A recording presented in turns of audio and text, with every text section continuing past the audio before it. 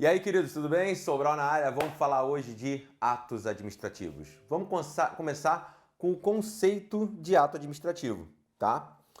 Vamos lá. Primeira coisa, a gente tem que diferenciar aqui. Deixa eu ver como é que eu vou colocar para vocês aqui. Então, vamos falar de atos da administração. A expressão atos da administração.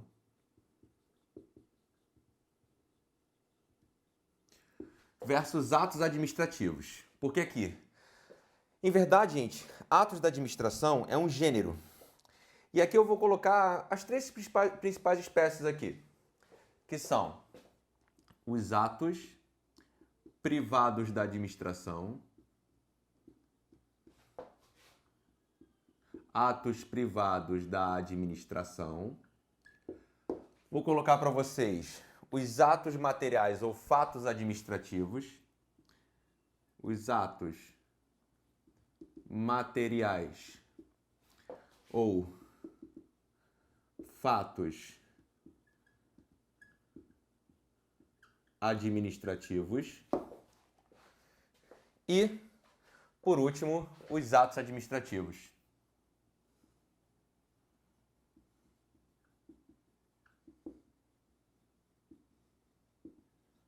Beleza? Aí vamos lá, gente. Nessa aula aqui, também é importante a gente ter uma noção, deixa eu ver onde é que eu vou botar aqui, da diferença do regime de direito público e do regime de direito privado. Beleza? Regime vão ser as normas jurídicas, como a gente vai reger aquela determinada relação. Vou te dar dois exemplos, para você escolher um para mim, um que seja regime de direito público e o outro que seja regime de direito privado, beleza? Vamos dizer que você veio para mim e falar assim, pô, Sobral, eu tô com uma dificuldade danada em direito administrativo, pô, umas aulas particulares aí, bora, pô, Sobral, aquele precinho camarada aí, eu falei, tá bom, vou te cobrar um lanche praticamente, R$50 hora aula, beleza? Beleza, fechado então. Aí quantas aulas você vai querer? 10 aulas. Falei, beleza. Então 10 aulas, R$50 hora aula, R$500 o preço, né? E aí, vamos lá, nós temos uma relação obrigacional aqui. Cada um tem uma obrigação.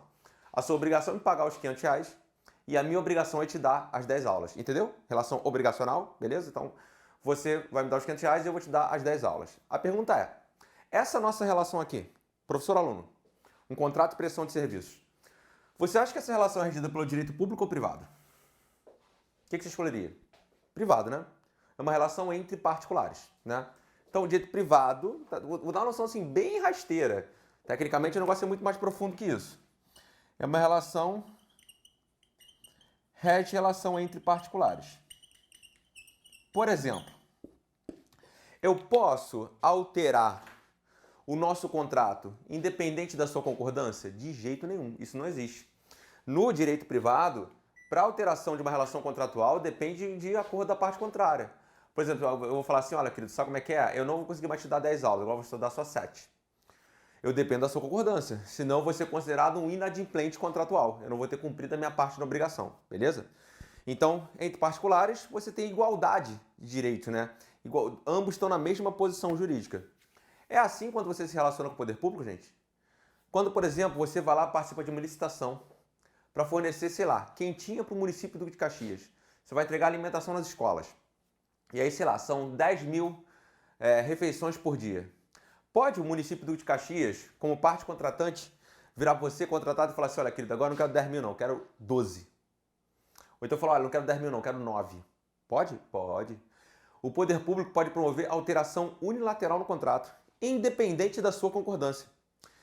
E você, contratado, pode alterar unilateralmente o contrato com o poder público? Não, só o poder público pode. Perceba que entre particulares, como a relação é igual, um só pode alterar se o outro concordar. Já numa relação particular-poder público, o poder público pode alterar unilateralmente o contrato independente da sua concordância. Logo, esse regime, você acha que é o regime público ou privado? Regime público. Então, regime público é aquele que você tem, de um lado, por exemplo, né? Não apenas, administração pública particular. E aí, o que eu quero que você observe? Que no regime privado, entre particulares, eles estão numa posição de igualdade, né? Já nesse regime aqui, a administração pública está numa posição de supremacia. Então, quando a administração assume essa posição de supremacia em relação ao particular, ela está no regime público. Mas, queridos, a administração pública sempre vai assumir essa posição de supremacia? Não. É possível, presta atenção no que eu vou falar agora, é possível que a administração pública se relacione com o particular sem assumir supremacia. Te dou um exemplo. Você já deve ter visto em shopping center, galeria, seja lá o que for, quiosques da administração pública. Quiosque de atendimento, Detran, INSS, Poupa Tempo, esses quiosques de atendimento do poder público, certo? Pensa comigo, tem o shopping lá, que é o locador do espaço, e vem o poder público como locatário, né?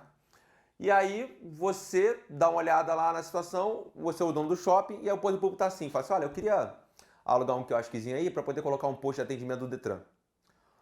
Você, como dono do shopping, você pode alugar para qualquer um. Concorda comigo? Você é obrigado a alugar para o poder público? Não, você não é obrigado. Você pode alugar para qualquer um.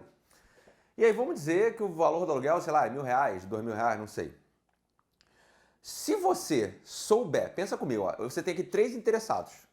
Um dos interessados é o poder público. Se você souber que o poder público pode alterar esse contrato de maneira unilateral, independente da sua concordância, aí vamos lá, tem o poder público aqui e tem outros 2 particulares aqui. Tu vai alugar para o poder público? Eu não alugaria. Eu tenho certeza que você também não. Então, quando o poder público, por exemplo, vai assumir a posição de locatário no contrato, ele já assume essa posição como um particular qualquer. Ele não está na posição de supremacia. Então, onde eu estou querendo chegar com essa informação? Eu estou querendo te mostrar que nem sempre, numa relação administração pública-particular, o poder público vai estar na posição de supremacia. Regra vai estar de supremacia? Regra vai estar. Sempre? Não. Mas quando na relação administração pública-particular, o poder público está na posição de supremacia, você tem o regime de direito público. Quando você tem uma relação entre particulares ou entre administração pública e particular, em que não existe posição de supremacia, você está no regime de direito privado, beleza? Ok. Essa distinção de regime agora aqui vai ser importante para cá. Exatamente por causa desse nomezinho aqui, gente. Olha só, eu estou falando de atos privados da administração. Se eu estou falando de atos privados da administração, é porque aqui o regime é público ou privado, gente? Aqui o regime é privado. Então, atos privados é porque eu estou no regime de direito privado. Ou seja, aqui o poder público não está em posição de supremacia. Aqui ele está em posição de igualdade. Já quando eu estou nos atos administrativos, é quando o poder público assume essa posição de supremacia. Nos atos administrativos, eu já estou no regime de direito público. Então já fica a dica para você aí, que a diferença entre ato privado e ato administrativo é que no ato privado a administração está na posição de igualdade e no ato administrativo a administração está na posição de supremacia. Todos eles são gêneros, são espécies do gênero ato da administração, ok? Tá, e o que são os chamados atos materiais ou fatos administrativos? Vou botar 2 exemplos que eu já quero em prova aqui. Pavimentação de uma rua.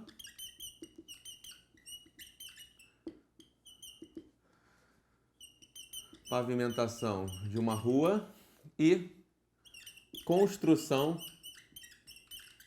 de uma ponte. Então, pavimentação de uma rua e construção de uma ponte. Como assim? Queridos, quando eu falo pavimentação, pensa lá na máquina lá do rolo compressor passando lá, esticando asfalto na rua, né, os operários lá, varrendo, aquela situação que todo mundo já viu alguma vez na vida. Aquele fato ali que está ocorrendo é o chamado fato administrativo ou ato material. Você concorda comigo que para aquele fato ocorrer, previamente, algum momento antes, alguém da administração pública deu um comando para que aquilo ali acontecesse? Sim. Alguém da administração praticou um ato administrativo, dando um comando de pavimentação da rua. E a pavimentação em si é o chamado ato material, ou fato administrativo. Ou a construção de uma ponte. Se eu estou tendo uma construção de uma ponte, é porque antes houve uma licitação, por exemplo, eu fui lá, contratei um particular, assinei o contrato administrativo, ele foi lá e começou a construir a ponte. A construção da ponte em si, nada mais é do que o ato material, o fato administrativo. Ou seja, o ato material, o fato administrativo é a consequência do ato administrativo. Então, o que caracteriza aqui, né? Isso aqui é a consequência. É a modificação que a gente vê no mundo dos fatos. Beleza? Show de bola? Então, o ato material ou fato administrativo é aquele que, por exemplo, decorre de um fato administrativo. Porém, perdão, o ato material ou fato administrativo é aquele que decorre, por exemplo, de um ato administrativo. Aí vem a pergunta do mal que eu vou fazer agora. Fato administrativo é aquele fato que ocorre que tem alguma relevância no âmbito do direito administrativo. Vou repetir. O fato administrativo é aquele fato que ocorre que tem alguma relevância no âmbito do direito administrativo. Por exemplo, a pavimentação de uma rua, por exemplo, a construção de uma ponte, assim por diante. Mas vamos lá. Todo fato... Anota essa pergunta que eu vou fazer para você agora. Todo fato administrativo é precedido de um ato administrativo? Anota aí. Todo fato administrativo é precedido de um ato administrativo? Sim ou não? Anota, não. Vão ser chamados fatos administrativos naturais. O que seria um fato administrativo natural? É aquele que produz relevância no âmbito do direito administrativo, mas que não é preciso de um ato administrativo. Exemplo simples, a morte de um servidor público. Anota aí, exemplo, a morte do servidor público. Por que a morte do servidor configura exemplo, gente? Porque vamos lá, a morte do servidor vai gerar alguma relevância no âmbito do direito administrativo? Vai gerar o quê? Vacância do cargo. Percebe? A morte do servidor gera vacância do cargo. Ora, se a morte do servidor gera vacância do cargo, houve um fato administrativo, vacância do cargo. Tem algum ato administrativo prévio aqui, gente? Pô, pelo amor de Deus, né? Morte do servidor é ato administrativo? Alguém determinou a morte do servidor? Não. É um fato administrativo porque ele produz efeitos de relevância no âmbito do direito administrativo. Então, conclusão. Regra, atos materiais ou fatos administrativos decorrem de atos administrativos. Não está errado falar isso. Errado falar é que todo e qualquer ato material ou fato administrativo sempre decorrerá de um ato administrativo. Errado. Por quê? Porque eu tenho chamados fatos administrativos naturais. Por exemplo, a morte do servidor público, que gera a vacância do cargo. Show? Beleza? Tá. Então, a expressão atos da administração, ela engloba pelo menos 3 espécies aqui, né? Tem outras até, mas estou botando as 3 principais. São chamados atos privados da administração e os atos administrativos, no primeiro momento. Qual é a diferença? Ato privado da administração é quando a administração está despida de suas prerrogativas. Ela não está no âmbito do direito público, está no regime de direito privado. Por exemplo, quando ela faz a locação de uma sala no shopping center. Já os atos administrativos são quando a administração pratica no âmbito do regime de direito público. Então, quando ela tem supremacia. E atos materiais ou fatos administrativos é, por exemplo, a pavimentação de uma rua ou construção de uma ponte, que nada mais é do que a consequência de um ato administrativo. Mas, porém, todavia, entretanto, todas as vezes que você tem um ato material ou fato administrativo, ele sempre decorrerá de um ato administrativo? Não. Tem o chamado fato administrativo natural. O fato administrativo natural vai ser aquele que não decorre de um ato administrativo, mas produz relevância no âmbito do direito administrativo. Exemplo, a morte do servidor, que gera vacância do cargo. Show? Beleza, tá. Vamos trabalhar agora com o conceito de ato administrativo. Aí vamos lá. Eu vou começar colocando o conceito aqui de Pietro, que para mim é o mais fácil de entender. É assim, ó. Então, é uma declaração do Estado ou de quem lhe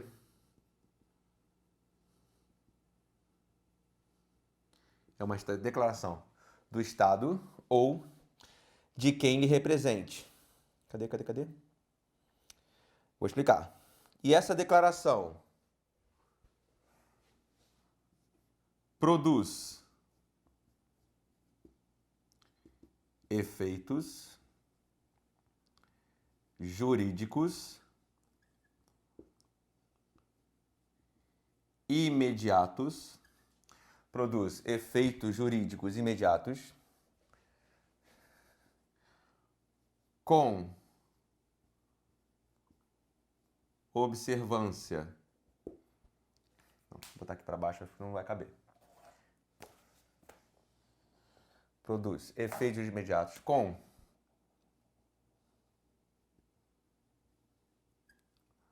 observância da lei sob o regime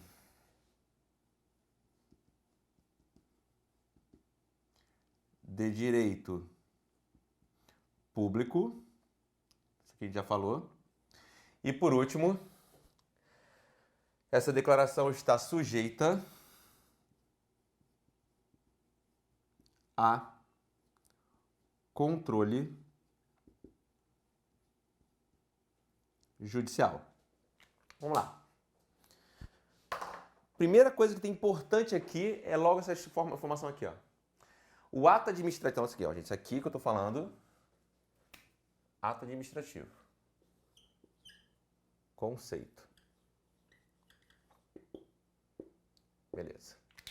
Então, é uma declaração do Estado ou de quem ele represente. Ora, do Estado, poder público, beleza. De quem ele represente, como assim? Aí vem a pergunta. Particular pode praticar ato administrativo? Anota aí. Particular pode praticar ato administrativo?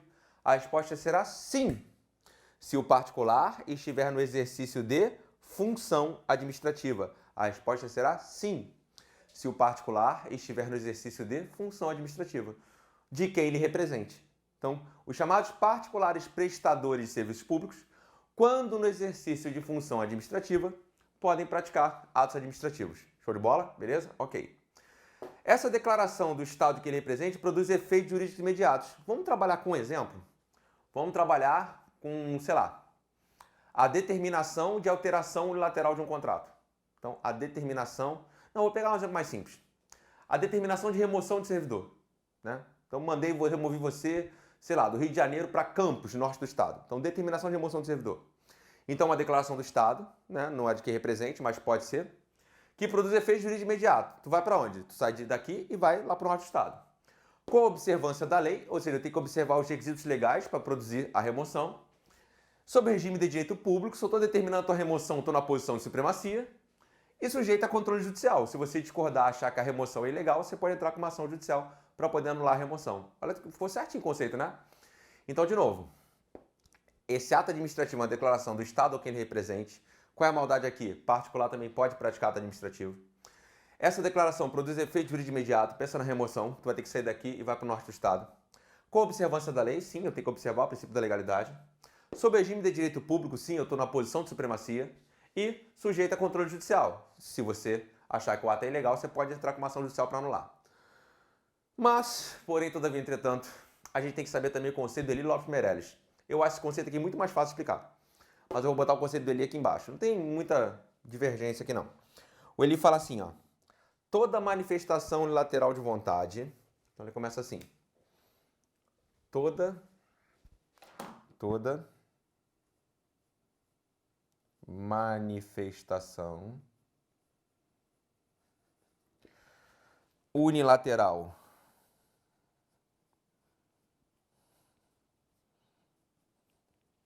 de vontade, e essa manifestação unilateral de vontade, ela é da administração. Opa, errei. Essa manifestação lateral de vontade, ela é da administração pública nesta qualidade.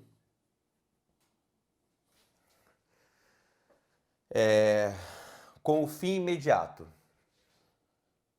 Com o fim imediato. Vamos lá, aí tem adquirir, resguardar, transferir. Adquirir, resguardar, transferir. Adquirir, resguardar, transferir. Modificar, extinguir, declarar. Modificar,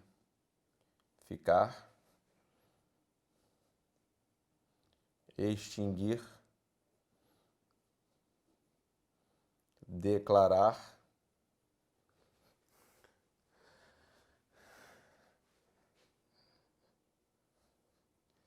direitos ou impor obrigações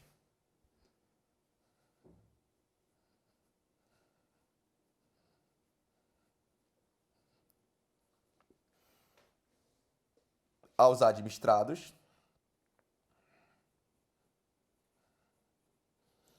ou a si própria.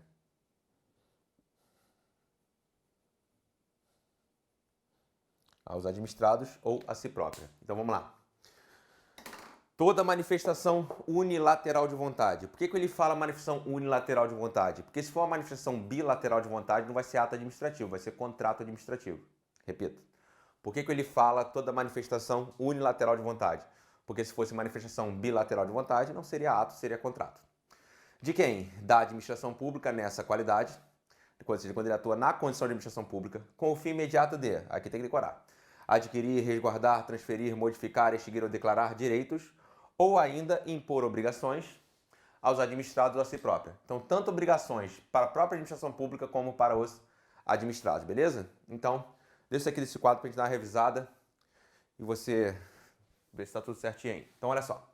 Nesse primeiro quadro, gente, quais foram as informações que eu trouxe?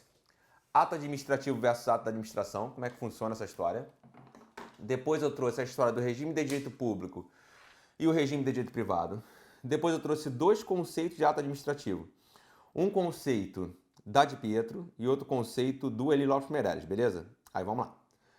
Ato da administração é uma expressão gênero, são os atos praticados no exercício da função administrativa. Então, ato da administração é uma expressão gênero praticado no exercício da função administrativa. Aí, aqui nessa hipótese, você tem os atos privados da administração, os atos materiais e os atos administrativos. Começa com os dois da ponta. O que são os atos da administração e os atos materiais? Atos da administração... Perdão. O que são os atos privados da administração e os atos materiais? Os atos privados da administração são aqueles praticados no regime de direito privado. Como, por exemplo, a administração pública aluga um quiosque no shopping center. Já os atos administrativos são aqueles que a administração pratica no âmbito do direito público, ou seja, numa posição de supremacia. E o que são os atos materiais ou fatos administrativos? Consequências do ato administrativo, né? Então, por exemplo, a pavimentação de uma rua foi determinada por um ato administrativo. A construção de uma ponte foi determinada por um ato administrativo, beleza? Tá. Mas todo fato administrativo decorre sempre de um ato administrativo? Não. Falei para você do chamado fato administrativo natural. No fato administrativo natural, é um fato que produz relevância no âmbito do direito administrativo, mas que não existe um ato administrativo prévio. Qual vai ser o exemplo aqui? A morte do servidor. Por quê? Porque ela gera vacância do cargo, mas não tem um ato administrativo prévio determinando a morte do servidor, né? Pelo menos a gente espera que não. Tá. Aí agora vamos falar sobre o conceito do ato administrativo. Aí eu tenho o conceito de Pietro, que eu acho que é o mais fácil de compreender, que fala que é a declaração do Estado ou de quem lhe represente, que produz efeitos jurídicos imediatos, com observância da lei, sob regime de direito público, sujeito a controle judicial. Aí vamos lá, importante saber, declaração de quem lhe represente. O que eu estou falando aqui? Declaração de particulares no exercício de função administrativa.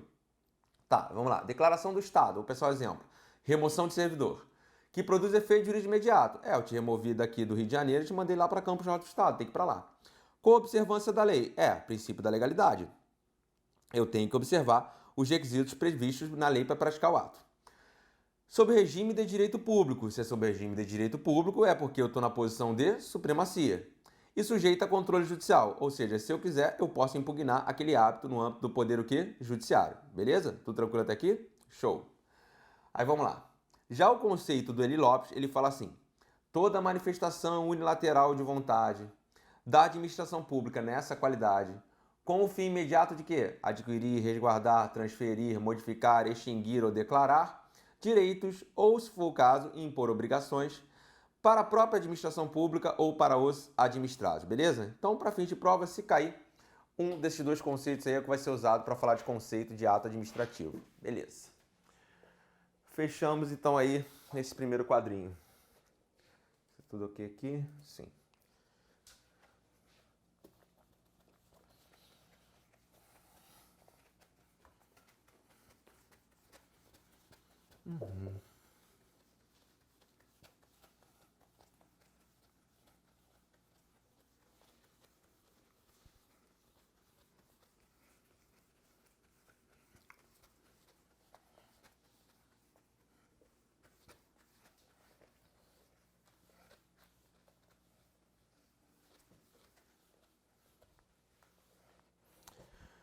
Vamos lá.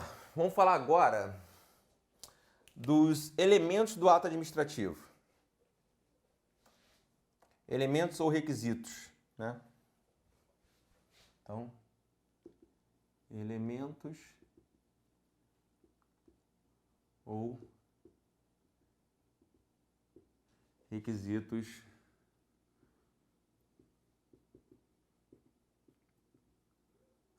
do ato administrativo. Competência, finalidade, forma, motivo e objeto, tá? Vamos falar primeiro da competência. Competência. Vamos lá. Competência, gente, nada mais é do que a atribuição para a prática do ato previsto em lei.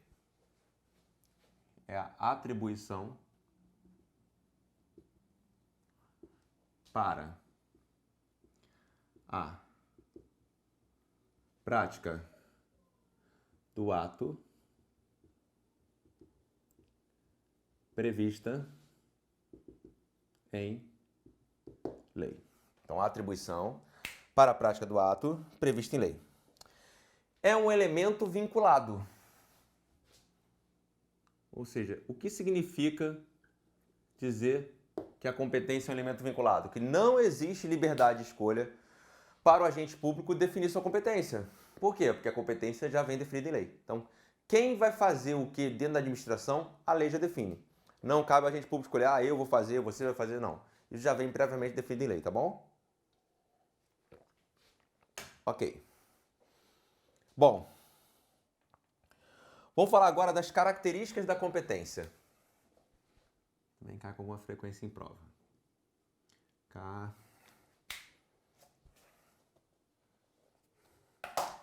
Características. Características da competência. Aí vamos lá. Irrenunciável e intransferível. Vou explicar cada uma. Irrenunciável, intransferível. Aí eu tenho imodificável.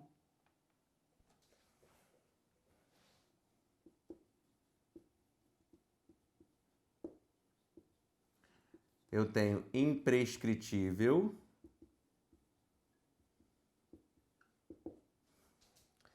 E por último, peraí que eu botei imodificável. Ah, tá, improrrogável.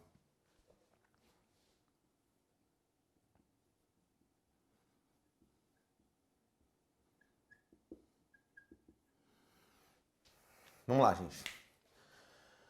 Vamos falar cada um aqui. Irrenunciável. Por que eu vou dizer para o agente que a competência dele é irrenunciável? Vamos lá, gente. A competência está prevista onde? Em lei. É a lei que define a competência. Logo, a competência, ela é do agente público ou do cargo que ele ocupa? Do cargo. A competência não é do agente, a competência é do cargo. Você é inspetor de polícia civil. Por você ocupar o cargo de inspetor de polícia civil, você pode exercer competências. Porque as competências são do cargo e não do servidor. Logo, se a competência é do cargo e não do servidor, ela é irrenunciável. Pois a competência é do cargo, vírgula, e não do agente público. Né? Beleza. Próximo aqui, a gente vai falar é o intransferível. Vamos lá. Eu não posso falar assim, olha, eu não estou muito afim de trabalhar não, sou delegado de polícia, então vou transferir minha competência para o agente de polícia. Não, não pode fazer isso. A transferência, ela seria em caráter definitivo. Não pode. O que pode são alterações temporárias da competência. OBS. Cabe delegação de competência e avocação de competência. Aí vamos entender isso aqui. Então, transferir em caráter definitivo não pode. Até porque a competência nem tu é. O que pode, quando possível, né? Vou explicar a hipótese aqui, o que pode quando possível for esquisito. É você delegar a competência, passa para alguém, ou avocar a competência, né? Então vamos lá. Você pode delegar a competência se ela não for, por exemplo, privativa. E você pode avocar se ela não for exclusiva. Então, a palavra basicamente é a mesma lógica aqui, né? Então, se não tiver caráter de exclusividade ou caráter privativo, você pode delegar ou avocar. Então, delegar seria você passar para outro, avocar seria você puxar do outro. Mas seriam modificações temporárias da competência, alterações temporárias. Transferir de fato seria em caráter o quê? Definitivo, isso não pode, tá? Beleza. Próximo aí que eu botei para você é imodificável. Isso aqui também é simples. Se a competência é definida em lei, pois é definida em lei. Não é o agente público que define a competência. Quem define a competência é a lei. Logo, o agente público não pode modificar a competência, tá? Próximo que eu botei para você aí, imprescritível. Nossa, esse servidor aqui, se isso aqui fosse verdade, fosse contrário. Não se perde pelo desuso. Não se perde pelo desuso. Então, não é porque você não trabalha, não faz nada da vida lá na repartição pública, que a competência vai prescrever, eu perdi a competência. Não, amigo, não se perde pelo desuso. E o que seria o fato da competência ser improrrogável? O exercício da competência por agente incompetente não o torna competente. O exercício da competência por agente incompetente não o torna competente. Exemplo, o delegado não está na delegacia, né? Aí só está lá o inspetor de polícia. Aí, já que o delegado não está presente, o inspetor de polícia resolve presidir o inquérito policial. Pode fazer isso? Não. Tá, e se ele fizer, ele se torna competente? Não, ele continua sendo incompetente. Se efetivamente na marra o servidor que não tem competência praticar a competência, ele vai continuar sendo incompetente, beleza? Então o exercício da competência por agente incompetente não o torna competente. Show de bola? Beleza? Ok. Terminei aqui. Agora, vamos falar um pouquinho sobre a questão da função de fato e do usurpador de função. Então, vamos fazer melhor. Vou falar assim, ó. Função de direito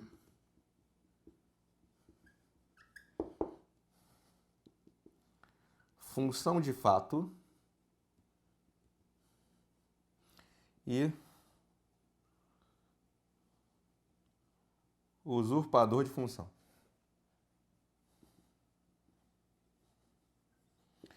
Função de direito é o exercício da função pública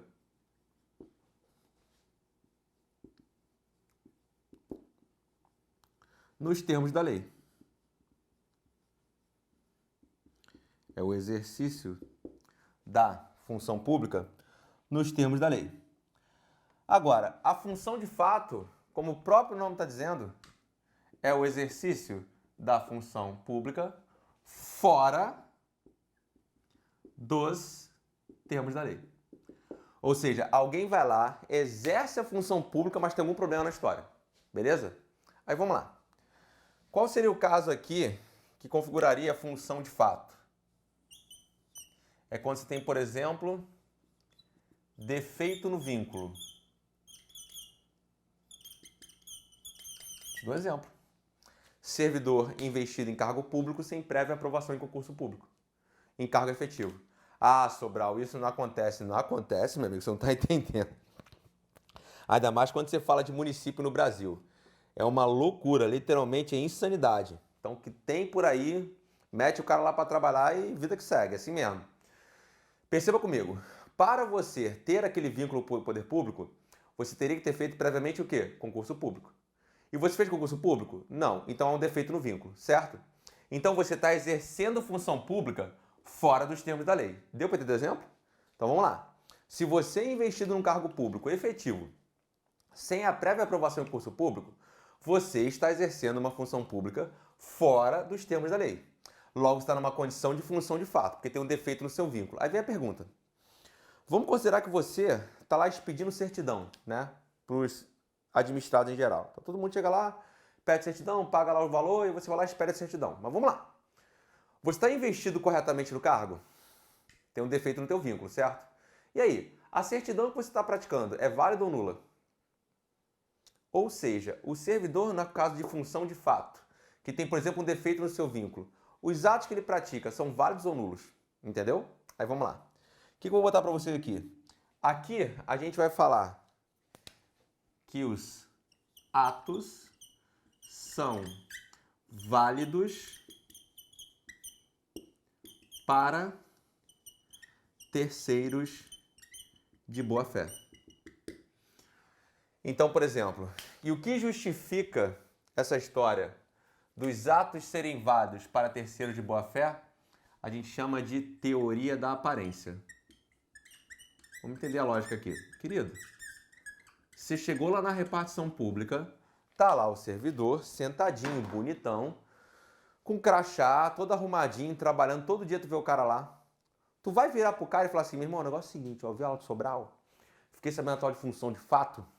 E para evitar o problema, deixa eu ver teu termo de posse aí, deixa eu ver tua prévia aprovação com concurso público, deixa eu ver, quero ver tua nomeação. Não existe, né, gente? Tu não vai virar e querer checar o vínculo do cara, não tem cabimento isso. O cara tem toda a aparência de servidor público. Então, para você terceiro de boa fé, o ato praticado é válido. É claro, quando eu, a administração, descobrir, o correto é o quê? É exonerar esse servidor, né? Dali em diante morre. Mas os atos praticados por terceiro de boa fé eu considero válidos pela teoria da aparência. O usurpador de função é uma história um pouquinho diferente. Esse aqui é o que toma o exercício de função pública em situações de violência ou fraude. Anota aí. É aquele que toma o exercício de função pública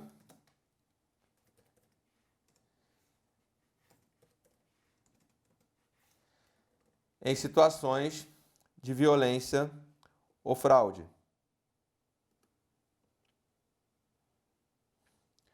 Aí, essa história aqui é fenomenal. Ela é velha, cara, é 2011. Você vai fazer o seguinte, você vai botar no Google assim, ó.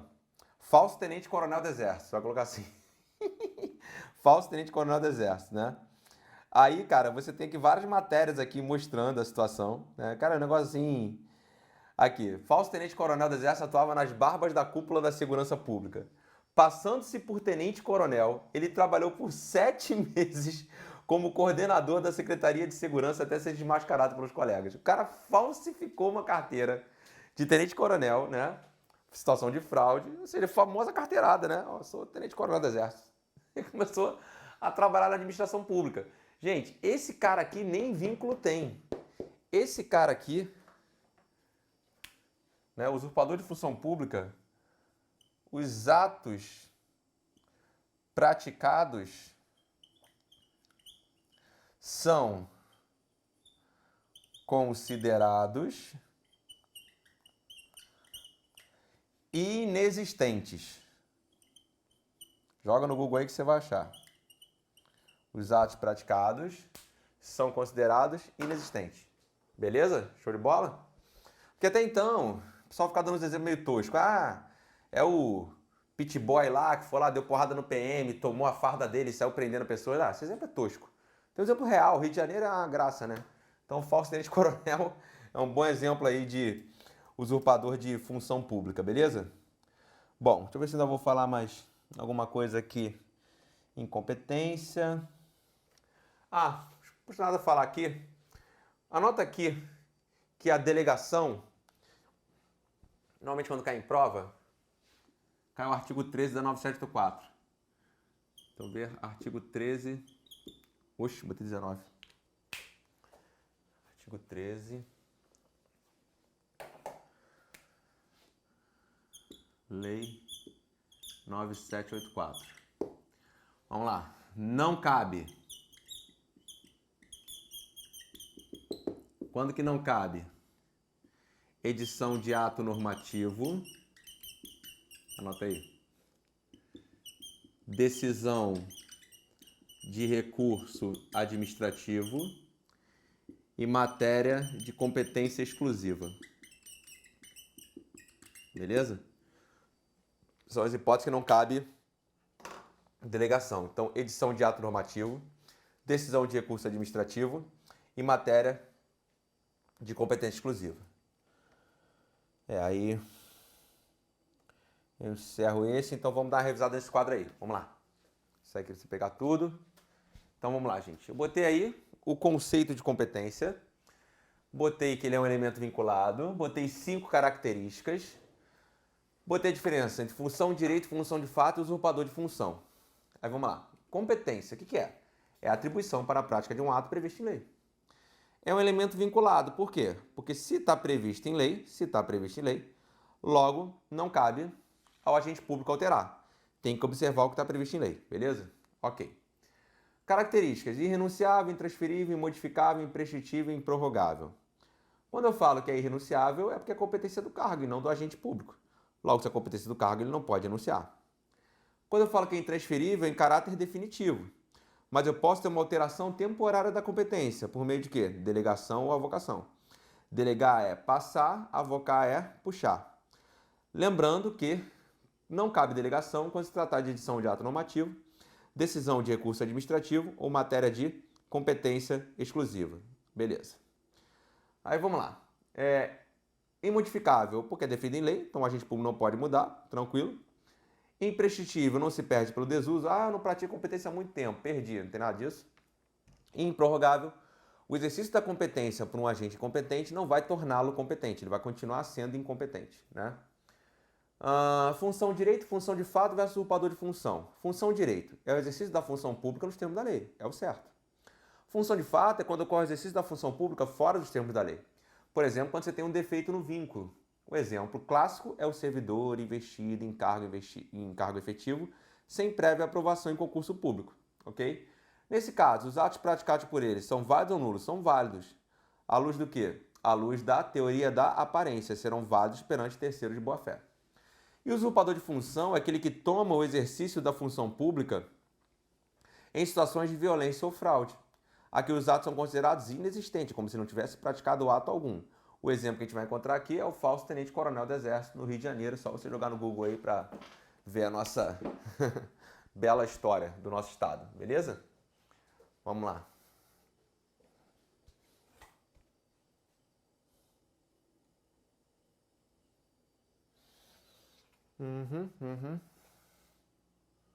Competência foi.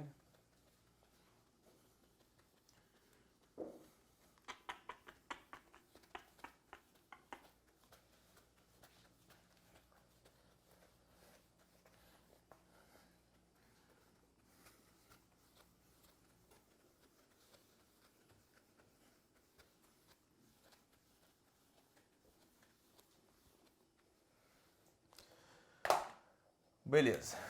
Próximo agora que a gente vai falar aqui, finalidade.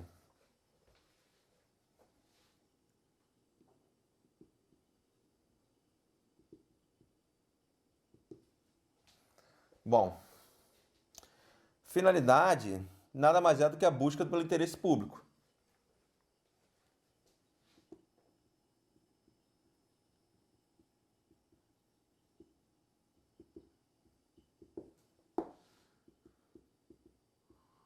O Eni Lopes Meireles, doutrinador tradicional, diz que como eu só posso buscar o interesse público e nunca o pessoal, o elemento finalidade seria o elemento vinculado. Beleza? Tá? Porque só pode buscar o interesse público. Aí vamos lá. Quando você tem um agente público que atua e busca interesse pessoal. Vamos lá. Agente público atua e busca interesse pessoal. Você tem o chamado desvio de poder ou desvio de finalidade. Esse ato aqui, praticado com desvio de poder ou desvio de finalidade, esse ato é nulo. Tem que anular, tá? Não pode manter esse ato, não. O exemplo clássico que a gente tem aqui é a remoção de servidor público com o objetivo de puni-lo.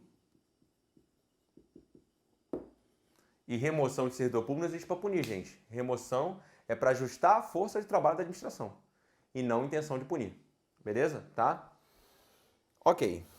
Aí vamos lá. Vamos falar agora do elemento forma. Forma é a exteriorização do ato.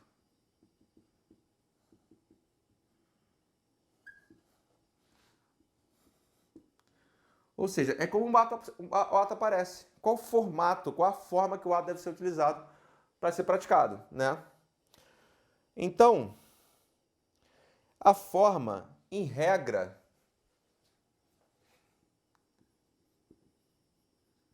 ela deve ser escrita, né? Mas só tem ato administrativo praticado de forma escrita? Não. Eu tenho também, como exceções, eu tenho ordens verbais, gestos, apito e sinal. Ordens verbais,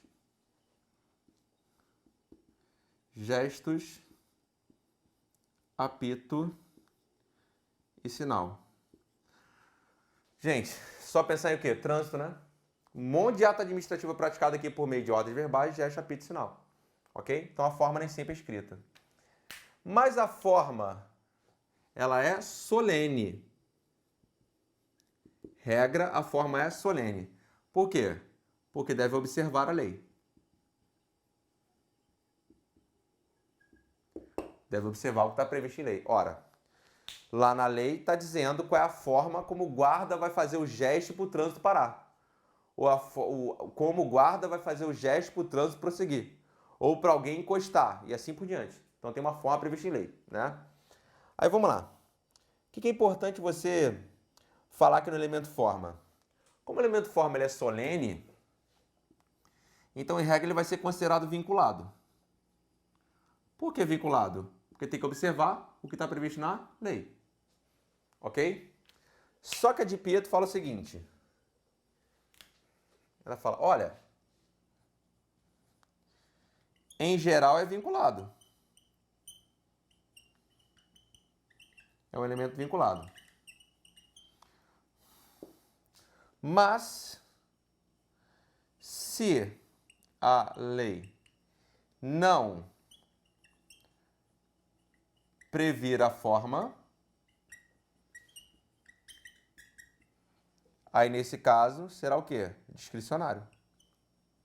Porque aí vai caber ao agente público escolher a forma como ele vai praticar o ato. Eu acho muito interessante o raciocínio dela e acho que ela está certa. Ora, regra, a forma vai ser um ato vinculado. Porque vai ter que observar a forma que está prevista em lei. Mas será que a forma está sempre prevista em lei? Todo e qualquer ato praticado pela administração, as formas estão sempre previstas em lei? Não. Pode ser que a forma não esteja prevista em lei. Se a forma não estiver prevista em lei, aí vai ser considerado o quê? Vai ser considerado um ato discricionário. Ok. Vamos lá. Silêncio. Vou botar onde aqui? Silêncio. Pode ser forma de manifestação de vontade?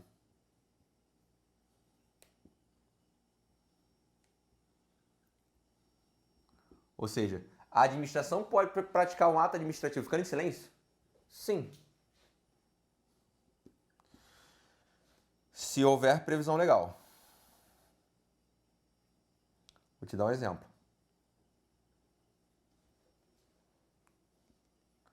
Você entra com um requerimento na administração pública para praticar um determinado ato. Sei lá, não interessa qual. E a lei fala o seguinte: dada entrada no requerimento, se a administração não responder em 30 dias, reputar-se-á deferido. Vou repetir. Dada entrada no requerimento, se a administração não responder em até 30 dias, reputar-se-á deferido. Sim. Ficou em silêncio, falou nada, passou 30 dias, está deferido. Ok? Porque está previsto em lei.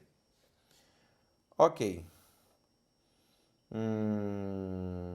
Tá. Então, já falei da finalidade, já falei da forma. Agora eu vou falar do... Peraí. Não, vamos falar aqui da motivação. O que é a motivação? O que é a motivação do ato administrativo? A motivação é a exposição das razões,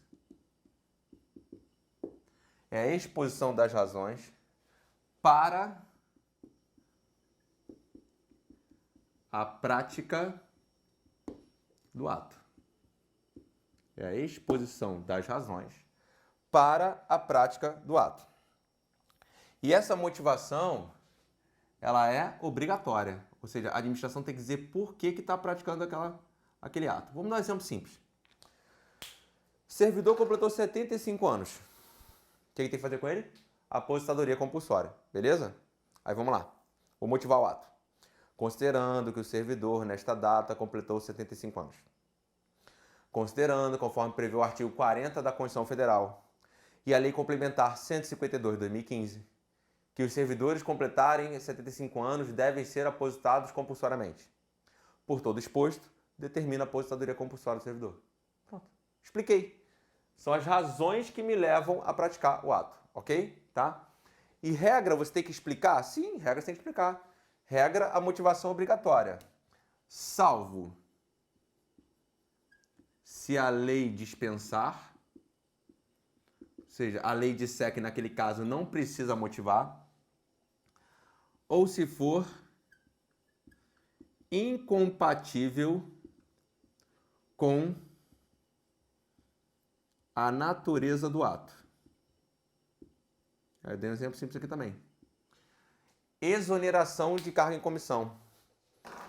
Todo mundo sabe que exoneração de cargo em comissão é livre. A administração exonera a hora que você quiser. Ora, se a exoneração é livre, é incompatível motivar nesse caso. Então, eu não preciso motivar. Beleza? Porque a exoneração é livre. Ok? Beleza. Aí vamos ver. O que seria a tal da motivação aliunde? Nome esquisito, né? Motivação aliunde. Aliunde significa em outro lugar. Vou te dar um exemplo. Você trabalha no setor de compras da Polícia Civil, ok? Tranquilo. Aí você está precisando fazer compra de armamento, ok? E aí você está na dúvida qual é a modalidade de licitação que você vai usar, se tem que usar a modalidade de licitação, se tem que fazer contratação direta, qual vai ser a forma, enfim, você está na dúvida. O que você faz? Você pede um parecer para o jurídico. Aí o jurídico da Polícia Civil vai lá te dar um parecer, dizendo, olha, nesse caso temos que fazer licitação na modalidade de concorrência assim, assim, assado. Ok? Deu a fundamentação. O que você faz? Você vai lá e determina a compra pela modalidade de concorrência. O que você faz? Mas você vai ter que escrever toda a explicação de novo? Não.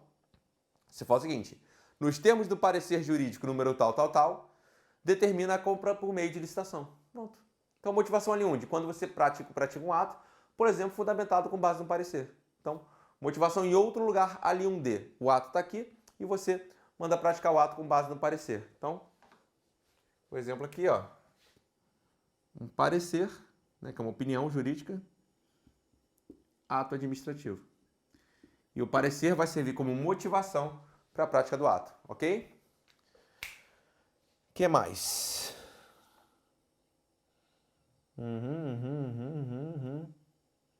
Aqui acabei. Então vamos dar uma revisada aí para a gente falar de motivo e objeto. Vamos lá. Bom, aí no quadro, finalidade e forma. Finalidade é a busca do interesse público e, segundo Elilopes Meirelles, é um elemento vinculado. Por quê? Porque a gente só pode buscar um interesse público. Ele não pode buscar um interesse pessoal. Ok. Se o agente público buscar um interesse pessoal, eu vou dizer que ele atuou em desvio de finalidade. E se ele atuou em desvio de finalidade, nesse caso, configura um ato nulo. Exemplo clássico aqui é a remoção de servidor público com o objetivo de puni-lo. Beleza? Ok. Forma. Forma nada mais é do que a exteriorização do ato. Em regra, a forma deve ser o quê? Escrita. Mas há exceções? Ordens verbais, gestos, apito, sinal. É só você pensar no trânsito. Logo, a forma tem que observar as formas previstas em lei. Por isso é que a forma do ato administrativo é solene. E assim a gente diz que a forma é um elemento o quê? Vinculado. Mas será que todas as vezes, sempre, em qualquer hipótese, a forma está prevista em lei? A de Pedro fala que não. Fala que regra, sim, o elemento forma está previsto em lei. Mas, por vezes, pode ser que a lei não preveja a forma. E se a lei não trouxer a previsão da forma, o elemento vai ser considerado o quê? Discricionário. Ok. O silêncio pode ser considerado forma de manifestação de vontade da administração? Pode, não tem problema nenhum. Desde que o quê? Desde que haja previsão legal para tanto. O exemplo que eu te dei, você faz o requerimento e a lei fala: se a administração permanecer em silêncio por 30 dias, reputar-se-á deferido o requerimento. Beleza? Ok.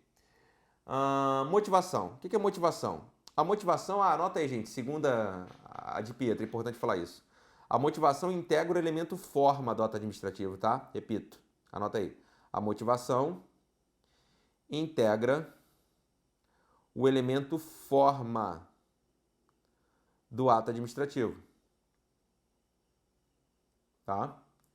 Aí vamos lá. O que é a motivação? É a exposição das razões para a prática do ato. Ou seja, por que você praticou aquele ato administrativo. Tá, e essa motivação ela é obrigatória, salvo se a lei dispensar a motivação, falar que não precisa, ou se a motivação for incompatível com a natureza do ato. O exemplo clássico aqui de incompatibilidade é quando se tratar de exoneração de cargo e comissão.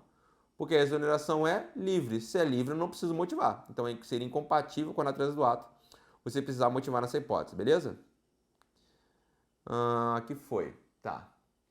E a motivação ali onde é aquela motivação em outro lugar. O exemplo clássico é quando você vai praticar um ato administrativo e você fundamenta a prática daquele ato administrativo com base no parecer. Então, você usa as razões do parecer para poder praticar o seu ato administrativo. Então, pode fazer a motivação ali onde? Pode, sem problema nenhum. Beleza? Ok, fechamos esse aí também, então. Vamos agora, falta só falar de motivo e objeto. A gente terminar os elementos.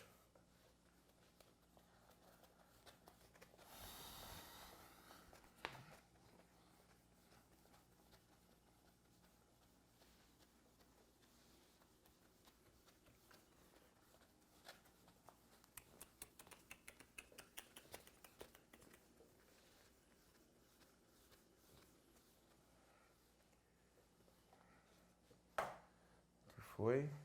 Ué, cadê a caneta preta? Tá aqui.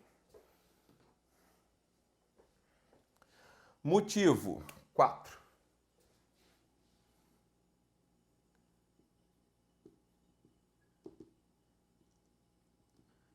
É o pressuposto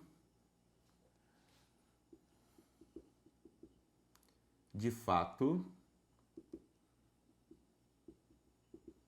e de direito que serve de fundamento para praticar o ato.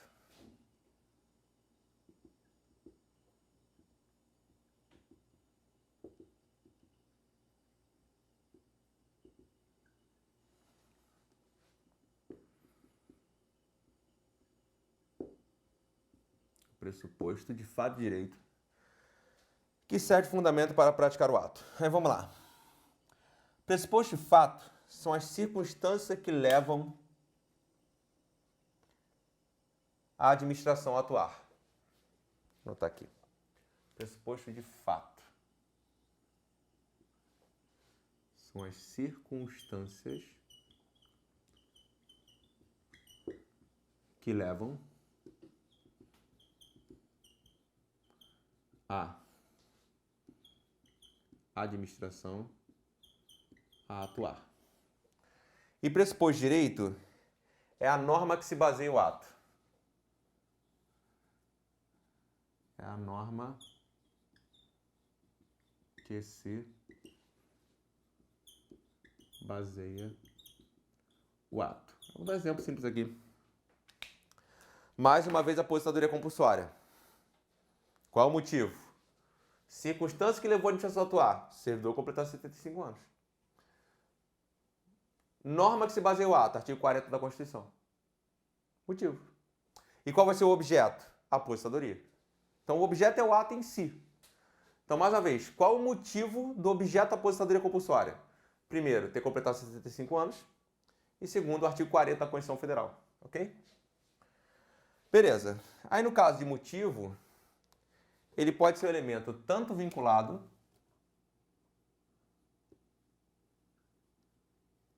como ele pode ser discricionário. Pode ter liberdade de escolha aqui na definição do motivo. Pode ser vinculado, já definidinho em lei, ou pode a lei deixar margem para liberdade de escolha, não tem problema. Tá. O que é a teoria dos motivos determinantes? Teoria dos motivos determinantes. Aí, vamos lá, vamos anotar um negocinho aí. Anota assim. A validade do ato, anota aí. A validade do ato se vincula aos motivos indicados como fundamento. De novo. A validade do ato se vincula aos motivos indicados como fundamento. Se os motivos apontados forem inexistentes ou falsos, se os motivos apontados forem inexistentes ou falsos,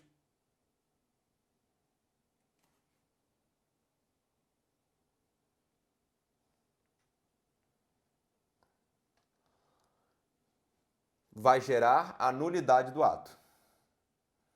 Vai gerar a nulidade do ato. Anota aí. Inclusive, se a motivação era facultativa. Inclusive, se a motivação era facultativa.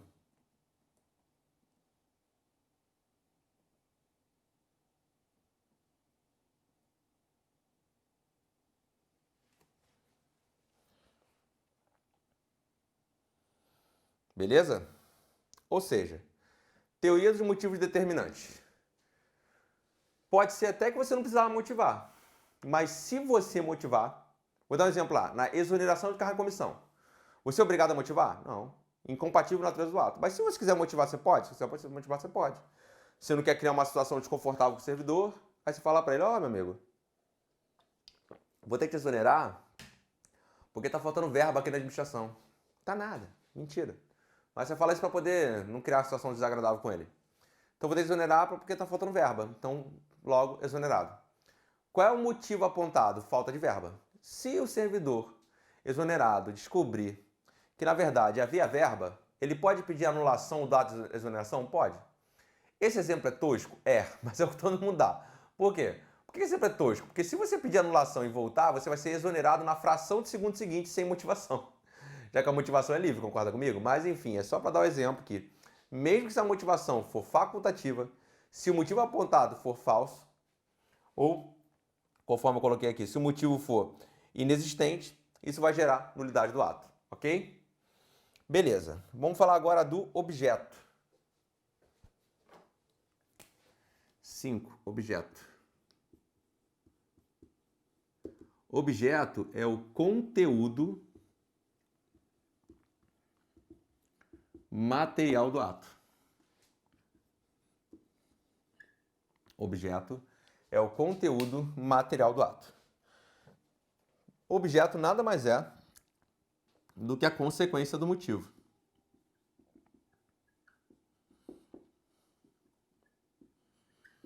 Dá alguns exemplos aqui. Motivo: completou 75 anos. Objeto: aposentadoria compulsória. Motivo: avançou o sinal de trânsito. Objeto: multa. Motivo: recebeu propina. Objeto: demissão. Tá vendo? Sempre um é consequência do outro. Motivo gera o objeto, ok? Então, por isso que o motivo é o conteúdo material do ato.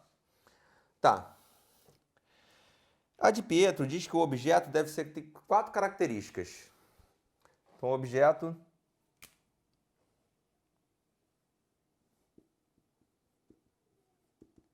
deve ser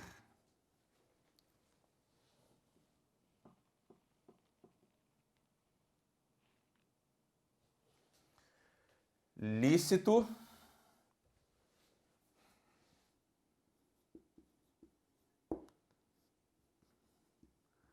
possível, certo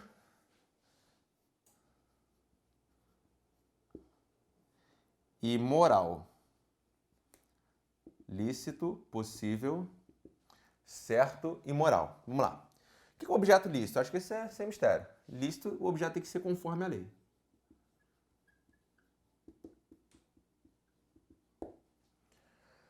Objeto possível, ele tem que ser realizável.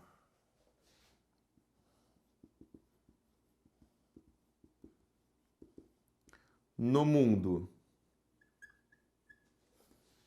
dos fatos e no mundo do direito. Ah, vou vender um pedaço de terra em Marte. Desculpa, o homem não chegou a Marte ainda.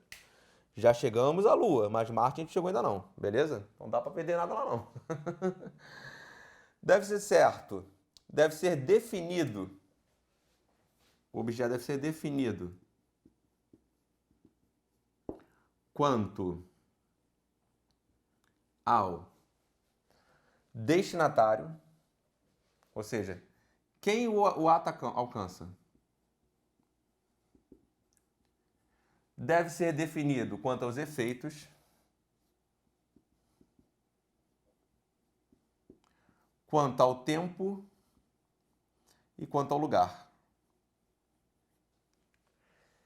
E por último, o objeto deve ser moral, ou seja, em consonância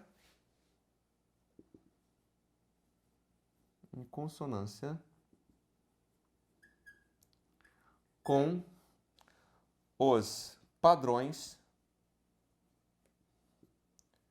comuns de comportamento.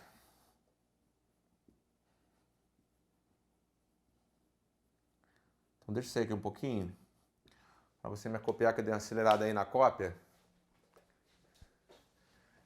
E você anotar aí. Caráter lícito, possível, certo e moral.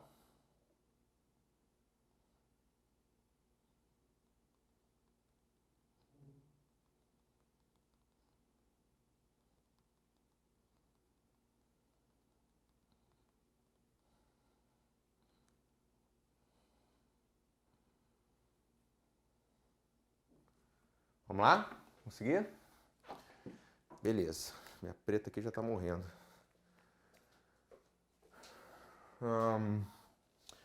Vamos falar agora aqui também. Isso aqui é importante, ó. Quanto à posição dos elementos do ato administrativo no tempo. Vamos lá.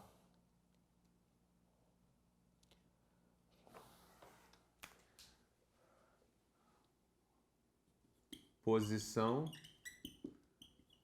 dos elementos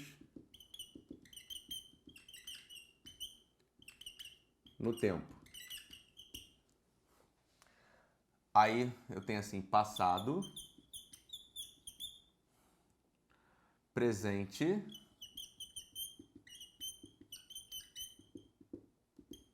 e futuro.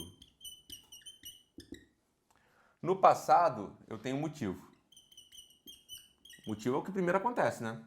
para me gerar como consequência o objeto, para atender no futuro a finalidade, que é a busca do interesse público. Então, lá no passado, motivo gera a prática do ato, que vai ser o objeto, para atender a finalidade que está no futuro. Beleza? Ok. Fechei isso aí, já vamos falar agora de atributos do ato. Mas antes vamos dar uma revisada nesse quadrinho aí. Vamos lá. Então, motivo, como a gente falou ali, pressuposto de fato e de direito. Ah, não, peraí, gente, faltou um detalhe aqui para falar. O objeto, gente, ele também pode ser vinculado ao dicionário.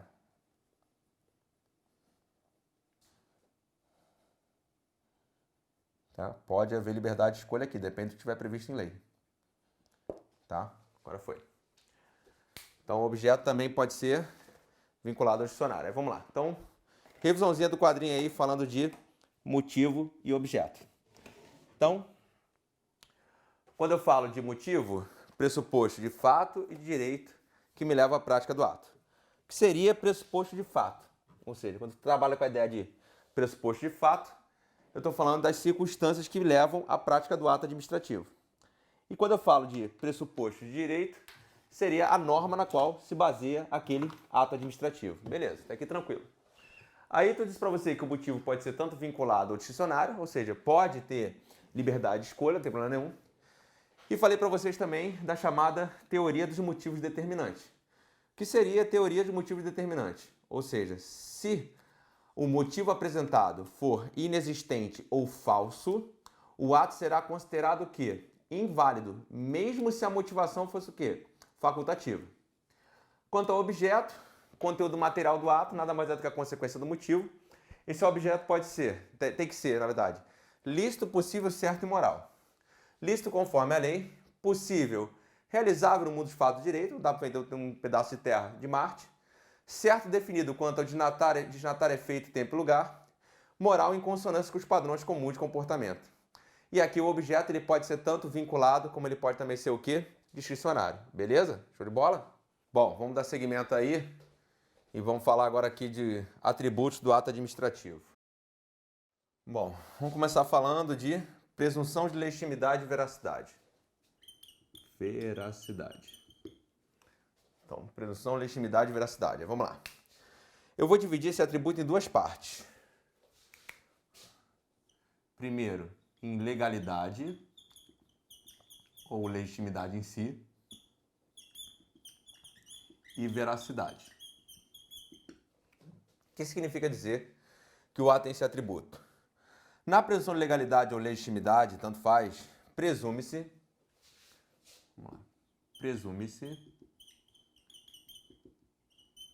que o ato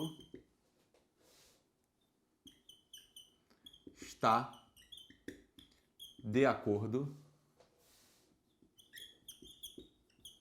com a lei. Ok? E a presunção de veracidade significa que presumem-se, no plural agora aqui, presumem-se que os fatos praticados, presumem-se que os fatos praticados, fatos alegados, perdão, presumem-se que os fatos alegados são verdadeiros.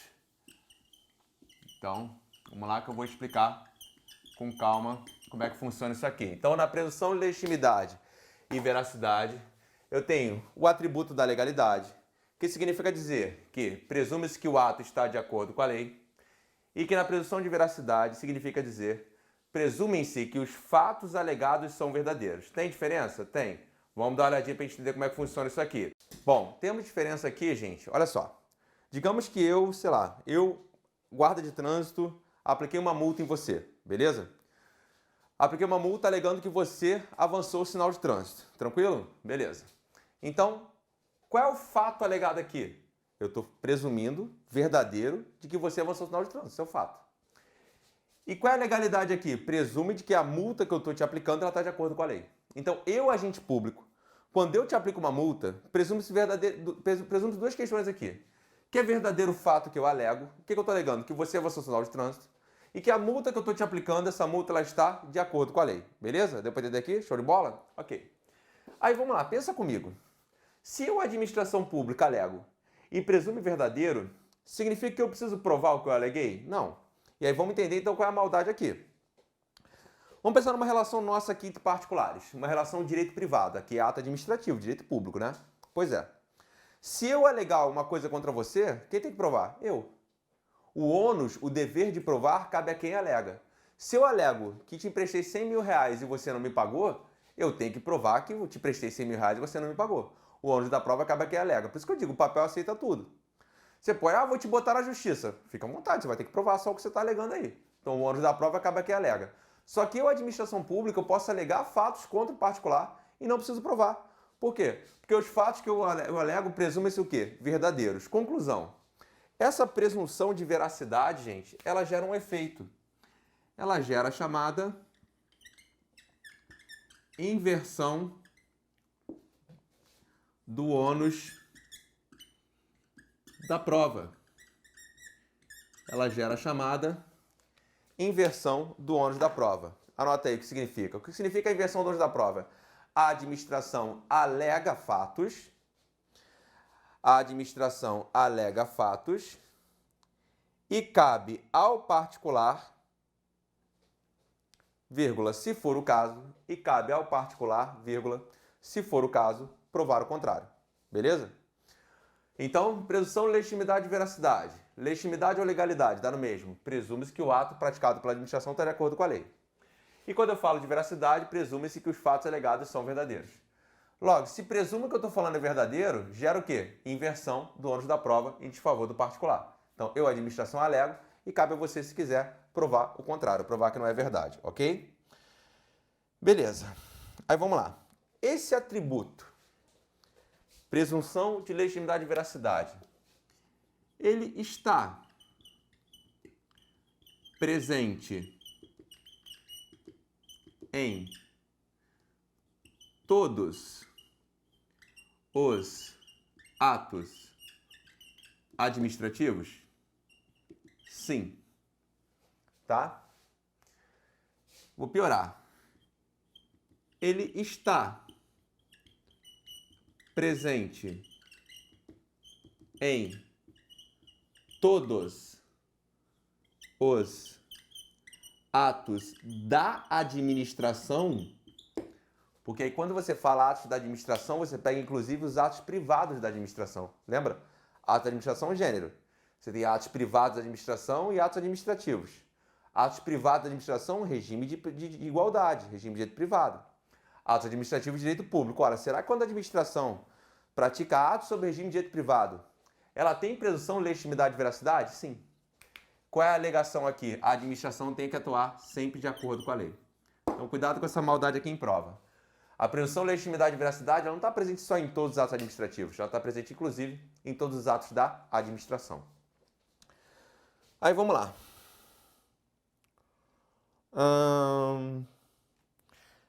Eu já botei um ali em cima, mas eu vou botar separado aqui embaixo. 3 efeitos. Vamos lá. 3 efeitos da presunção de legitimidade. 3 efeitos da presunção de legitimidade. Primeiro, o ato administrativo produz efeitos. O ato administrativo produz efeitos enquanto não for declarada a sua invalidade. Então, o ato administrativo produz efeitos enquanto não for declarada a sua invalidade. Segundo, impossibilidade impossibilidade de apreciação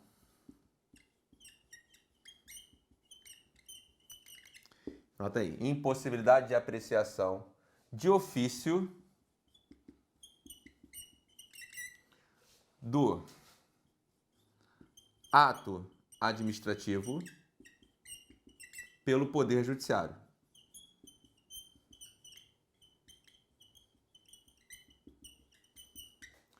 E o terceiro efeito é a inversão do ônus da prova, que a gente já falou ali em cima.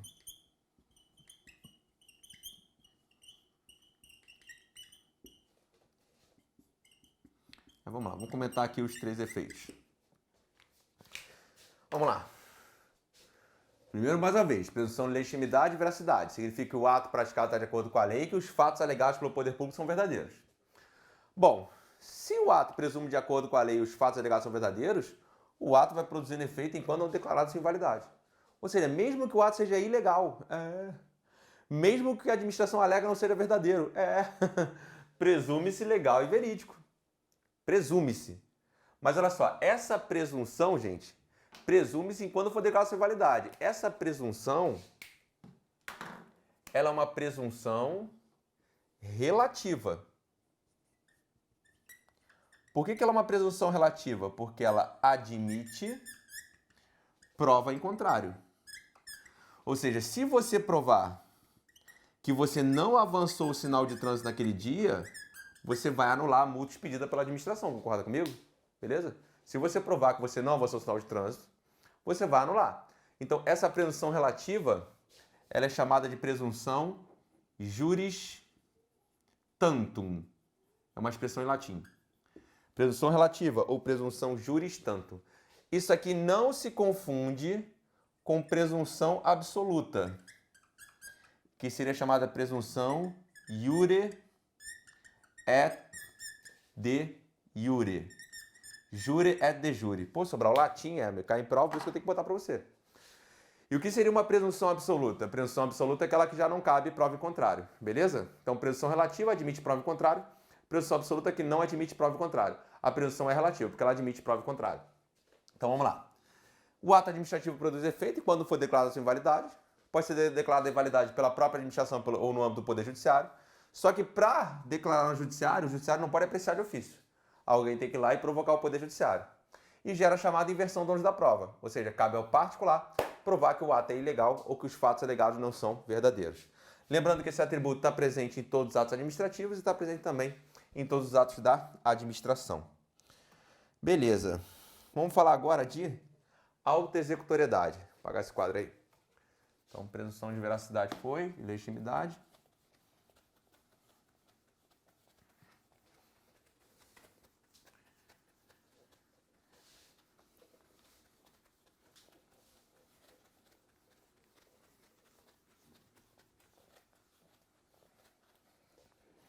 Ok. Vamos lá. Auto-executoriedade.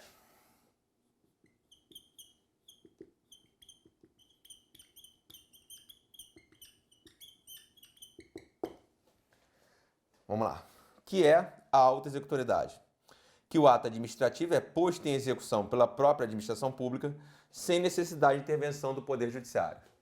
Vamos lá. Ato administrativo é posto em execução pela própria administração pública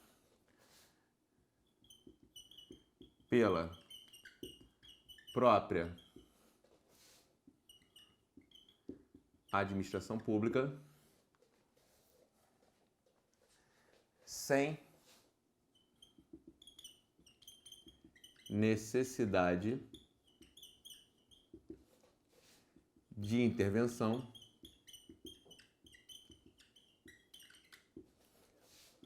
do Poder Judiciário. Tá? Vou dar um exemplo. Para o guarda de trânsito se multar, passou o carro LLX 4568. Tem que virar aí, peraí, LLX 4568. Seu juiz, acabou de passar um carro aqui, LLX 4568. Posso multar? Não. Você não depende de ordem judicial para poder praticar os atos administrativos. Então, O ato administrativo é posto em execução pela própria administração, independente de ordem judicial, tá? Aí vamos lá. Quando que eu tenho essa auto-executoriedade? Quando? Tá? Ela vai se manifestar quando houver previsão em lei,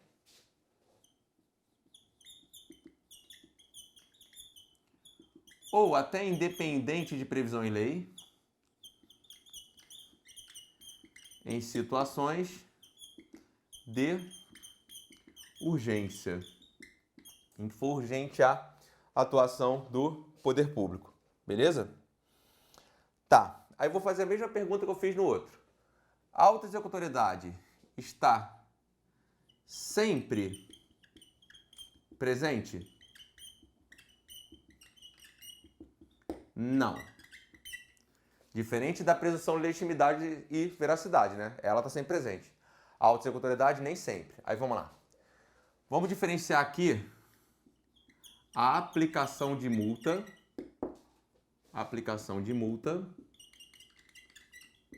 e a cobrança de multa, né? Vamos lá, queridos.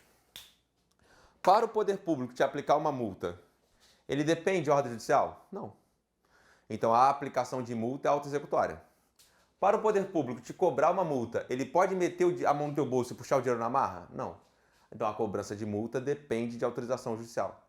Se a cobrança de multa depende de autorização judicial, logo a cobrança não é auto-executória. Então, vamos lá.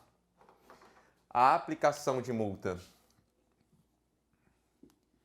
é auto-executória, enquanto a cobrança não é auto-executória. Por quê? Como é que eu faço a cobrança? Por meio de uma ação judicial. Então, se para cobrar depende de ação judicial, é porque a cobrança não é auto-executória. E se a prova só perguntar assim, ó, multa é auto-executória? Só trouxer a palavra multa.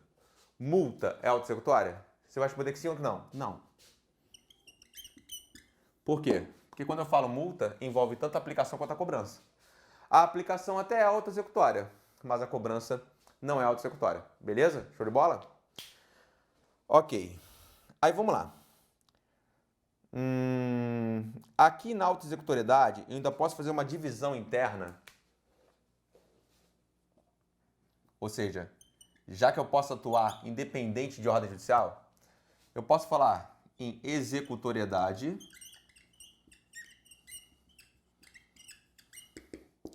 e exigibilidade. Então, executoriedade e exigibilidade, beleza? Vamos lá. O que seria executoriedade? Seria a utilização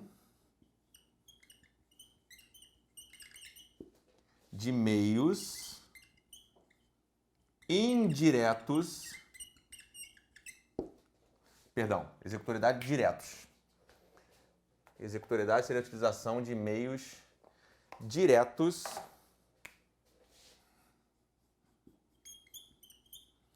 de coerção. E a exigibilidade seria a utilização de meios indiretos de coerção. Vamos dar exemplo. Vamos botar direto aqui. Vamos lá. Meios diretos de coerção. Aqui, ó. Dissolução de passeata. Olá, acabei com a zona.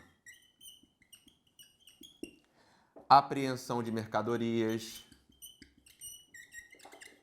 Apreensão de mercadorias. E interdição de estabelecimento. Interdição de estabelecimento. Aí vamos entender. Tem uma passeata causando confusão na rua. Eu vou lá e dissolvo a passeata. Acabou. Acabou a zona aí, valeu. Apreensão de mercadoria. Então lá as mercadorias. Está vendendo mercadoria irregular. Vou lá e apreendo. Ou interdição de estabelecimento. Vou lá, vou interditar o estabelecimento. Por quê? Porque está vendendo alimento vencido. Show de bola? Beleza? Exigibilidade. Utilização de meios indiretos de coerção. É exemplo aqui. Aplicação de multa.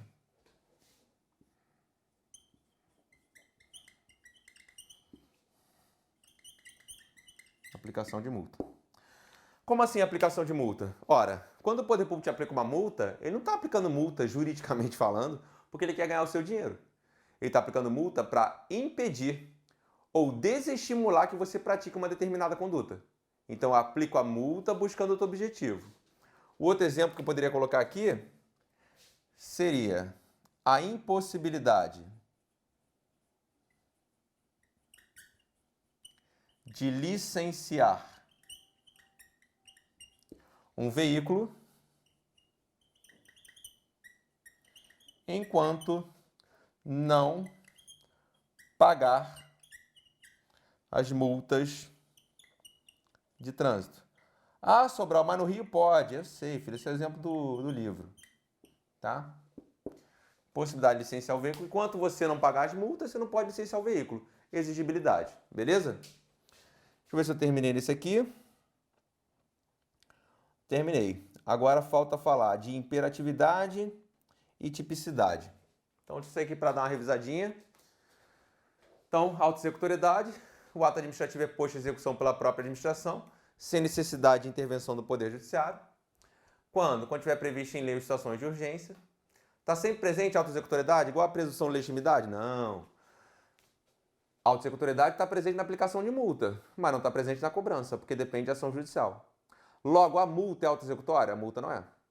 Eu posso dividir a auto-executoriedade em executoriedade, que é a utilização de meios diretos de coerção, e exigibilidade, que é a utilização de meios indiretos de coerção.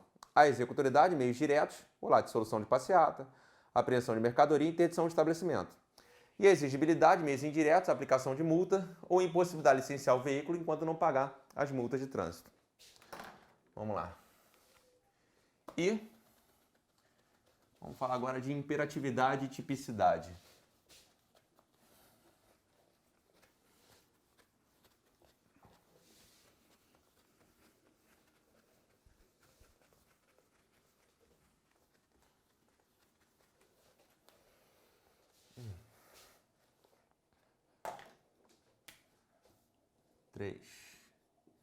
Imperatividade.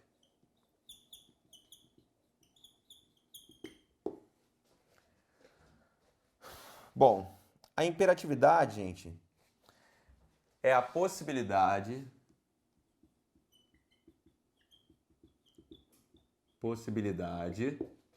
da administração criar obrigações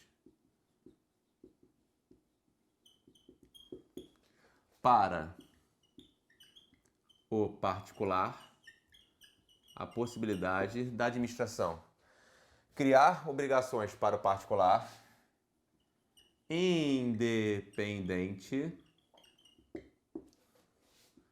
da sua concordância.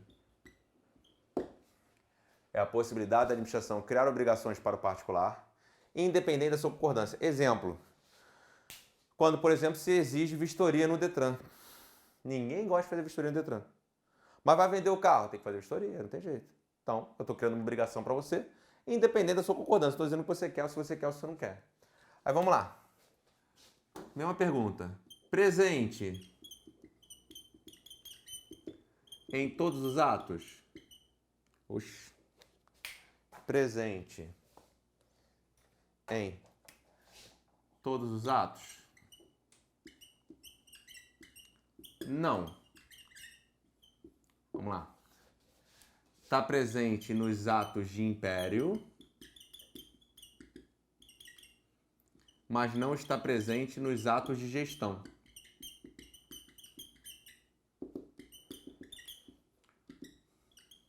Basicamente, isso aqui é muito parecido com o ato privado da administração e ato administrativo. Ato de império é aquele que a administração goza de posição de supremacia. Ato de gestão é aquele que a administração está na posição de igualdade. Então, de novo, presente nos atos de império, naqueles que a administração goza de posição de supremacia, mas não está presente nos atos de gestão, naqueles que a administração está na posição de igualdade. Beleza? Tá. E aí, vamos lá. Eu tenho para fechar aqui a tipicidade. Tipicidade.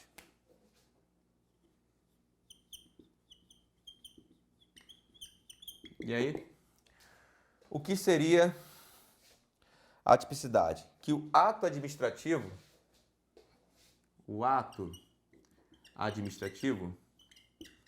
corresponde a figuras definidas em lei. Que o ato administrativo corresponde a figuras definidas em lei. Então, para cada ato vai ter uma figura, uma previsão legal. Logo, esse atributo decorre do princípio da legalidade. Por exemplo, a nomeação de servidor público está lá no Estatuto do Servidor. A exoneração está lá no Estatuto. A demissão está lá no Estatuto. Então, os atos administrativos têm previsão legal, tá? Então, decorre da tipicidade. E aí, vamos lá. Essa tipicidade, deixando claro aqui, ela só se aplica para atos. Só. Tipicidade. Só se aplica para atos. Não se aplica para contratos. Porque não tem como a lei prever como vai ser cada contrato administrativo. Só se aplica para atos administrativos, não se aplica para contratos administrativos. Então, só isso aqui vai para dar uma revisadinha. Vamos lá. Imperatividade e tipicidade. Imperatividade é a possibilidade da administração criar obrigações para o particular, independente da sua concordância. Está presente em todos os atos? Não, porque está presente nos atos de império, não está presente nos atos de gestão. Ato de império é aquele que a administração está na posição de supremacia. Ato de gestão é aquele que a administração está na posição de igualdade. E tipicidade significa dizer que o ato administrativo corresponde a figuras definidas em lei, decorre do princípio da legalidade. Logo, só se aplica para atos, mas não se aplica para contratos administrativos. Show, beleza. Vamos fechar agora falando de extinção do ato administrativo. Falamos de atributos. Vamos falar de extinção. Eu vou botar 4 figuras aqui para vocês. Então, extinção.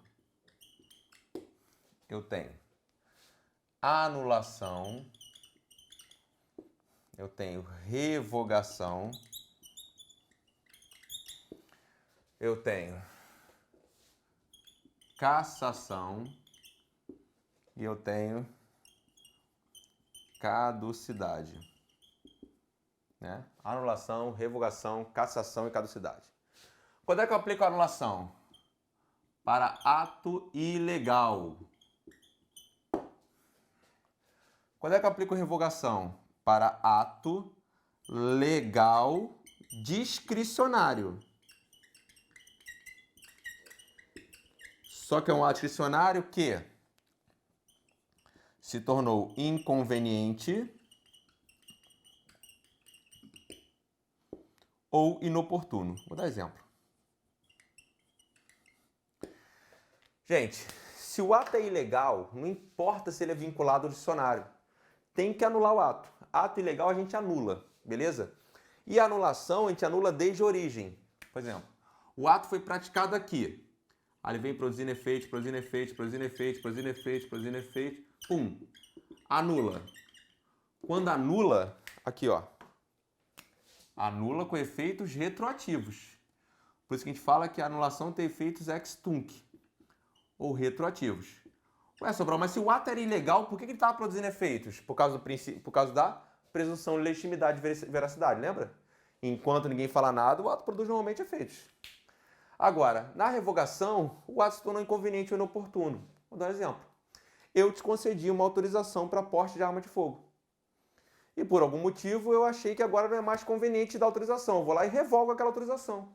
Então, por exemplo, eu estou aqui com o ato foi praticado, produzindo efeito. Você pode portar arma de fogo, Aqui revoga. Revoga daqui em diante. Por isso que a gente fala que a revogação tem efeitos ex nunc ou prospectivos. Então, enquanto a anulação retroage, a revogação não retroage. Aquele ato só se tornou inconveniente ou inoportuno. Eu não quero mais agora te dar autorização. O ato é legal, tá tudo certo. Só que por algum motivo eu achei inconveniente ou inoportuno. Vamos lá. O que é a cassação? A cassação é para o ato que nasceu legal, mas tornou-se ilegal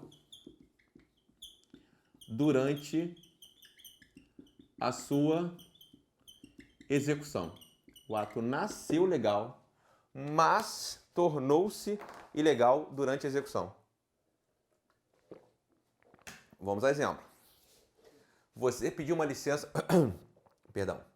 Você pediu uma licença para construir imóvel. Esse imóvel vai ter 3 pavimentos. Aí a Poder Público foi lá e te deu a licença. Aí você construiu o primeiro pavimento, segundo pavimento, terceiro pavimento, quarto pavimento. Opa, eu te dei licença para construir 3. Tu foi lá e construiu 4. Quando eu olho tu construiu 4, o que eu faço? Casso tua licença.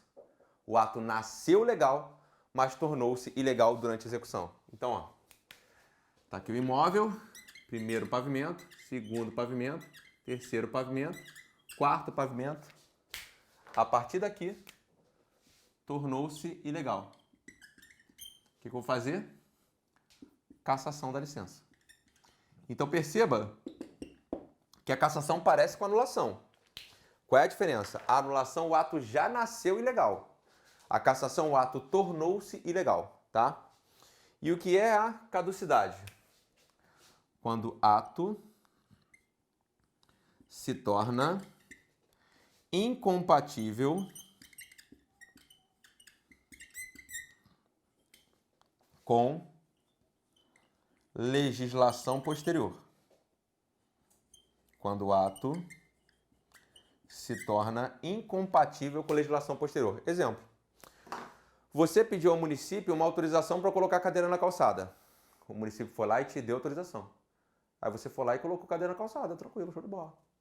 Só que quem é superior? Lei ou ato administrativo? Lei. A lei é superior ao ato administrativo. Aí um belo dia o município edita uma lei dizendo que mais ninguém pode colocar a cadeira na calçada. Aí tu, opa, peraí. Eu tô aqui com uma autorização aqui para colocar a cadeira na calçada. Não, mesmo, vai ter uma lei dizendo que ninguém mais pode. O que aconteceu com o ato? Caducou. Então, caducou é se tornar incompatível com uma legislação posterior. Então, forma de extinção: anulação, revogação, cassação e caducidade. A anulação é porque o ato é ilegal, retroage, efeitos retroativos ex nunc. Revogação é ato legal discricionário, que agora se tornou inconveniente ou inoportuno, ex nunc, prospectivo. Cassação, o ato nasceu legal, mas tornou-se ilegal durante a execução. E caducidade, o ato se tornou incompatível com uma legislação posterior, beleza? A gente fica por aqui e eu espero você no nosso próximo encontro. Um grande abraço, fiquem com Deus. Tchau.